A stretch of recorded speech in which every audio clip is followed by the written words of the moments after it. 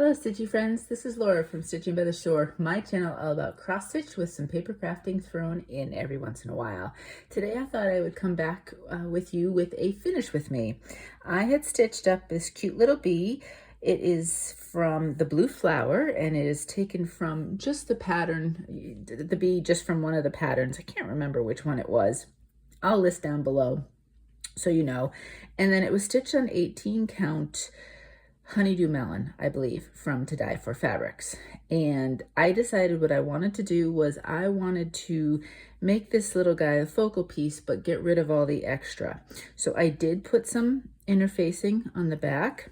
And then after I did that, I just used my scissors and cut around, not completely fussy cutting. I wanted some fabric in there, but I wanted to basically keep it as close as possible. And isn't this adorable? I think, whoops, I think this is the cutest little thing. I might have to stitch it up again just for me, just to have one of these little guys. So this is what I'm going to do is I'm going to put him on my next artist trading card that I wanted to work on. So just as a reminder, artist trading cards are 3.5 by 2.5 inches. I am using white cardstock again, but you don't have to. You can use whatever you want as a medium.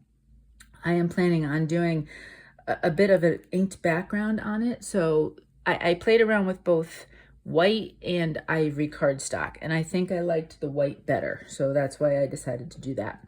What I need for supplies, obviously my stitched piece, which already has the interfacing on it, my cardstock. I was looking at different stencils, but I couldn't find a stencil that was a small honeycomb. They were all giant honeycombs, which in a piece this small, you wouldn't get the look of it. So I ended up getting this die cut. I think I ordered it from Amazon. And I have a die cut machine, so it's really easy to put the cardstock through. As you can see, I was already playing around. And this is what the die cut piece looks like. And that's what I will use as my stencil. So you can make your own stencils out of lots of things and all sorts of different tools if you don't have stencils. I have 3 different inks. And actually there are 3 different brands. Today we have Memento Dandelion, we have Stampin' Up, Daffodil Delight, and we have Tim Holtz Distress Inks Scattered Straw. I have a brush that I'm using to do the actual stenciling part with it. And then normally, and I can't find it, normally for repositional tape, I use blue painter's tape. But I could not find it. It's somewhere. I know it made it down into the studio, the craft room, whatever you want to call it, here in Delaware, but it's in a drawer or maybe a box that hasn't quite been emptied yet. But I did have in and among my tape this repositional tape. It's removable repositional is basically what it says, reusable. I have no idea. I've had these for years. I think I have a second one of these as well. If anybody knows, if you remember seeing these and you know where they can be found, let me know. So this way I can put it in the description box, because they are great as just reusable, especially if you want to stencil or you want to tape something down, but then easily take it back up. I'll just take a couple of strips, I'll rip it off, and that's what I'll use. And then of course, and you can see this is back when we did the last one. I just have my sheet of paper here, which I'm going to put down and do all of my blending on that. So this way nothing gets all over my mat itself. So I wanted to go light to dark. So we're gonna first use the dandelion. I'm gonna put my bee out of the way so he doesn't get dirty. Now I was trying to figure out the best part of this stencil. Ideally, it would have been bigger and I would have been able to cover more of the actual cardstock piece. But, you know, we make do with what we have. So I'm just going to, and now I know I'm doing this a little bit. You're going to say, well, Laura, this doesn't make sense. Some of it is not attached to this guy, so it could move a little bit. I just have to be careful. So I'm going to take the lightest one and then I am going to put some on my brush and then put it on the cardstock itself. Now, you know, it's always kind of, you know, you're not sure how much you're doing while I keep it going. So I just do a whole bunch of layers of it. Then I can lift up my tape. And again, it comes right up, nice and easy. Now see, this is very light. I did go light first. So basically what I'm going to do is I'm going to try to line up some of the honeycombs with some of the other ones I've already done. So this way it'll be look somewhat seamless when I go to do it. Now, if I started to get where my ink pads probably needed a bit more ink, I would just add re-inkers. When I buy ink pads, I usually try to buy the re-inkers with them as well, because otherwise it never fails. When you absolutely need a color, it'll start to go light on you, and you need to re-ink it. So this way I am all set, and I already have the re-inker.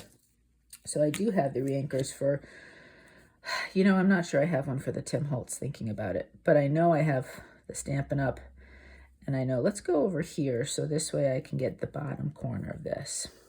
And I know I have the Memento one as well. So if I feel like, did you see when I started to do that, it started to move a little bit. So I'm just gonna do my best to kind of hold it in different directions so that the cardstock won't come up. Now I'm not really worried about the fact that this is light, because I'm going to repeat it with different colors as well. So let me put this down a little bit more and show you. So what I'm going to do actually is I'm going to show you one more color, and then I'm going to show you one that I've already done. So let's put this away, and let me do the Daffodil Delight. Now on the one I've already done, there are a few places where I probably did a little bit too dark. But again, I'm not particularly worried about it. There's nothing that screams perfection, ever, in anything we have to do. I mean, that's the whole point of doing it with your own two hands. There's always going to be a human factor, and there's always going to be a bit of a mistake, and that's okay. You know, sometimes people will say, well, I don't like handmade items because, oh, they don't look perfect. That's the best part of them, is the fact that they were made by somebody, and that somebody might have made a little bit of a mistake somewhere along the way. That's what makes it special. So as you can see, it's starting to get a little bit darker. I would just keep going and keep going with that. And that would be my second color, which was, let's see if I can close this without making too much noise. Oops, sorry about that. Stampin' Up! Daffodil Delight. And then I had two choices. I did have a Stampin' Up! More Mustard, which is what I used for the one I'm going to show you. But then I did pull out this Tim Holtz Scattered Straw, which looked a little bit better. So if I put those aside for a minute, let me show you. So you can see there's some dark spots, there's some smudges. I'm okay with that. So then, if I try to figure out which way did I want this guy, he's too big for this direction. So I decided that I kind of wanted him, and I didn't necessarily want him straight on like that. So I figured I wanted him on a little bit of an angle. Now, one thing I discovered after doing this, I'm still working on the best tape for back here, because I use tape, not usually liquid adhesive. And I think this is my double-sided tape. It's in my dispenser. I think this is the one that seems to work pretty well. So I am going to just put some tape all on the back. You know I am a tape-aholic. I like to tape every edge and corner. It's how I've done it for years. I'm not changing now.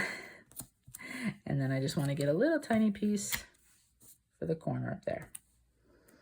So then I will decide where I want it, and I think I want it somewhat evenly between the two sides and on the top and the bottom, without measuring, nothing perfection. And then I was going to pull out, I received some happy mail that I cannot wait to share with you, of somebody who had made a ATC, and I don't know if it's this exact type of sticker, but it reminded me so much of it, and I remembered I had these. I have no idea where I got these stickers. I have had these for years and years and years. In fact, you can't even tell anymore where it's from. I'm sure I ordered them online somewhere. And what you can do is there's different shapes and styles and so on and so forth. And I am going to just grab my scissors behind and these are very narrow. So I am going to look at how wide this is. And I will pull it a little bit more. And then I'm going to take